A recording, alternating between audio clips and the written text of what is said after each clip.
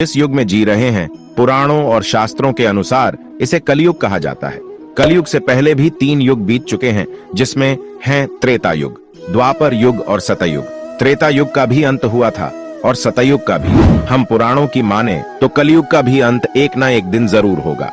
लेकिन अब हमारे सामने यह प्रश्न उठता है कि आखिर कैसा होगा कलयुग के बाद का युग। कलयुग से जुड़ी वो कौन सी बातें हैं जो भगवान श्री कृष्ण ने महाभारत काल के समय में ही 5 पांडवों को बता दी थी। इसके साथ ही भगवान श्री कृष्ण ने पांडवों को कलयुग के इंसानों से जुड़े कुछ ऐसे रहस्य भी बताए थे जिनको सुनने के बाद आप दांतों तले अपनी उंगली दबा लेंगे। अगर आप भी इन रहस्यों के बारे में जानना चाहते हैं तो हमारी आज की यह वीडियो बिना स्किप किए हुए अंत तक देखते रहिए। आपका ज्यादा समय न लेते हुए वीडियो की शुरुआत करते हैं। दोस्तों, जुए में सब कुछ हारने के बाद जब पांडव वन में जा रहे थे, तभी पांडवों ने भगवान श्री कृष्ण से पूछा, हमने तो ऐसा कोई बड़ा पाप नहीं किया, फिर भी हमें इतना बड़ा दंड क्यों मिला? तब श्री कृष्ण ने कहा, प्रिय पांडवों, द्वापर अपने अंतिम चरण पर है। यह सब जो भी हो रहा है वह आने वाले कलयुग का प्रभाव है। इस पर युधिष्ठिर ने आश्चर्य से भगवान श्री कृष्ण से पूछा कि हे वासुदेव, कलयुग तो अभी आया भी नहीं है और उसका इतना भयंकर परिणाम ही क्यों? जब कलयुग आरंभ हो जाएगा तो क्या होगा? भगवान श्री कृष्ण ने कहा, आप सभी भाई वन में जाइए और वहाँ जो कुछ भी दिखे वह आकर मुझे बताइए। उसी आधार पर मैं आपको कलयुग की गति के बारे में बता पाऊंगा।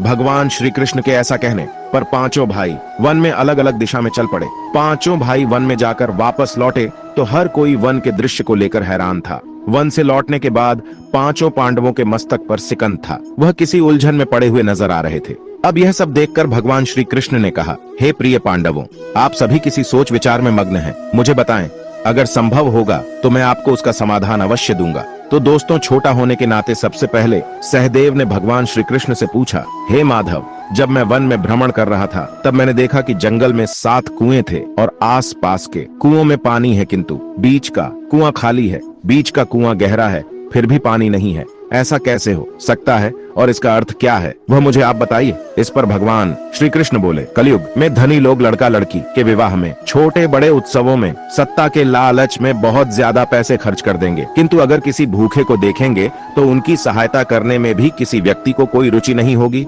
उनका अपना ही सगा भूख से मरेगा, फिर भी लोग उसे देखते रहेंगे। दूसरी ओर मौज मस्ती, मदिरा पान, मांस खाना, सुंदरता, यौवन और बेसन में पैसे उड़ाते रहेंगे, किंतु किसी के 2 आंसू पोंछने में किसी को भी कोई दिलचस्पी नहीं होगी। कहने का तात्पर्य यह है कि कलयुग में अन्न के भंडार होंगे, लेकिन लोग भूख से मर जाएंगे। श्री कृष्ण के मुंह से इस तरह की बात सुनकर सहदेव एक पल के लिए काफी दुखी हो जाते हैं, लेकिन वे इस कटु सत्य से भी मुंह नहीं फेर सकते थे। इसके बाद भीम की उत्सुकता कलयुग के बारे में जानने के लिए काफी ज्यादा बढ़ जाती है। वैसे ऋकेश उनसे पूछते हैं कि हे कृष्ण, मैंने वन में देखा कि एक गाय अपने बछड़े को इतना अधिक चाट रही थी कि उसके शरीर से खून निकलना शुरू हो जाता है। ऐसा क्यों? इस पर श्री कृष्ण कहते हैं, हे भीम, जैसा कि तुमने देखा एक गाय अपने बछड़े को इतना अधिक चाटती है कि उसके शरीर से रक्त निकलना शुरू हो जाता है, इस तरह कलयुग में भी माँ बाप अपने संतान पर इतना अधिक प्यार लुटा आएंगे कि उसका कभी विकास नहीं हो पाएगा। कलयुग में माँ की ममता अपने बेटे को इस कदर मोह माया में बांध कर रख देगी कि उसका पूरा जीवन नष्ट हो जाएगा। अगर किसी का बेटा अपना घर बार छोड़कर साधु बनेगा तो लाखों लोग उसके दर्शन करने के लिए जाएंगे, लेकिन जब अपना बेटा ही घर बार छोड़कर सन्यासी बन जाएगा तो वह बहुत ज्यादा रोएंगे, विलाप करेंगे कि हमारा बेटा गलत रास्ते पर चला गया। भगवान श्री कृष्ण जीवन की वास्तविकता को बताते हुए कहते हैं कि मनुष्य को यह समझना होगा कि तुम्हारे पुत्र तुम्हारी अमानत नहीं है, बल्कि तुम्हारी पत्नी की है और पुत्रियां उनके पतियों की। तुम्हारा शरीर मृत्यु की है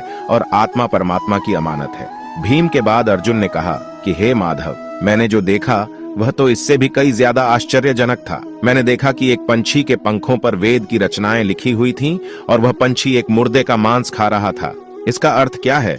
इसके बारे में मुझे बताइए। इस पर भगवान श्री कृष्ण ने मुस्कुराते हुए कहा कि कलयुग में ऐसे लोग होंगे जो बड़े ज्ञानी और ध्यानी कहलाएंगे। वे ज्ञान की चर्चा तो करेंगे, लेकिन उनके आचरण एकदम राक्षसी होंगे। बड़े पंडित एवं विद्वान वे लोग कहलाएंगे, किंतु वे यह देखते रहेंगे कि कौन सा मनुष्य मर जाए और हमारे नाम अपनी संपत्ति कर जाए। चाहे कितने भी बड़े लोग हों, किंतु उनकी दृष्टि दूसरे के धन और पद के ऊपर ही रहेगी और सत्पुरुष तो बहुत ही कम।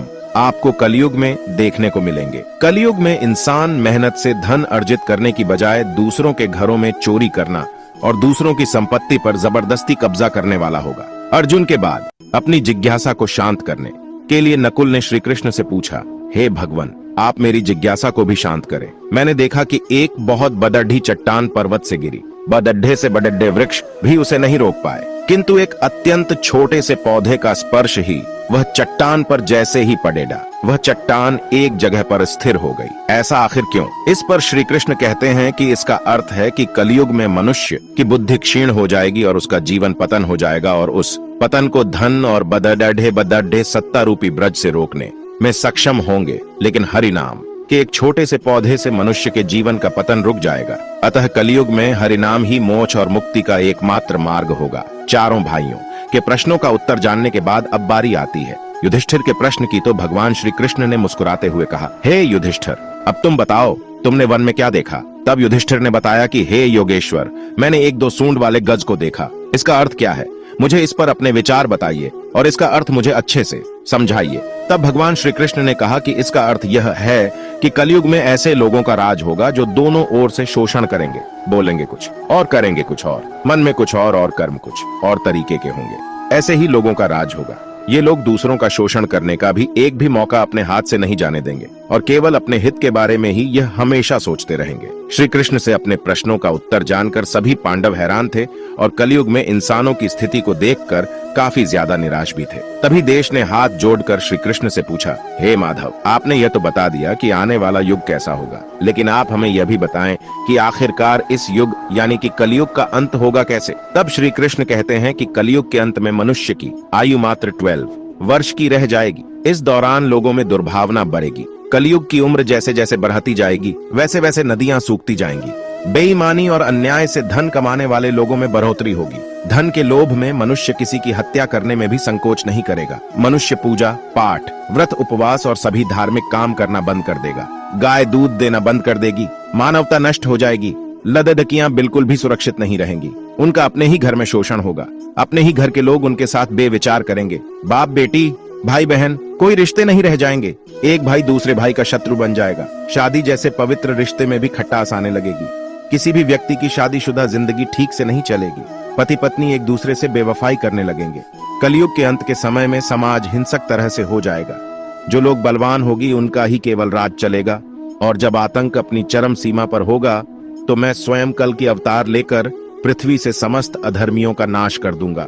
फिर से धरती पर धर्म का बोलबाला होगा। मनुष्य भौतिक सुख की जगह मानसिक सुखों पर बल देगा। मनुष्य में एक दूसरे के लिए नफरत की कोई जगह नहीं होगी। चारों ओर प्यार ही प्यार होगा। मानवता की पुनः स्थापना होगी और मनुष्य को परम ज्ञान की प्राप्ति होगी। लेकिन सतयुग आने में अभी काफी लंबा समय है, तो क्यों ना हम लोगों में से सभी लोग अपने धर्म और कर्म से सतयुग की तरह जीने का काम करें। ग्रंथों में भी इस बात का वर्णन मिलता है कि कलयुग में जो लोग धर्म और कर्म पर विश्वास करेंगे उन्हें सतयुग की तरह ही सुख की प्राप्ति होगी। इसीलिए अपने जीवन को सुखी बनाने के लिए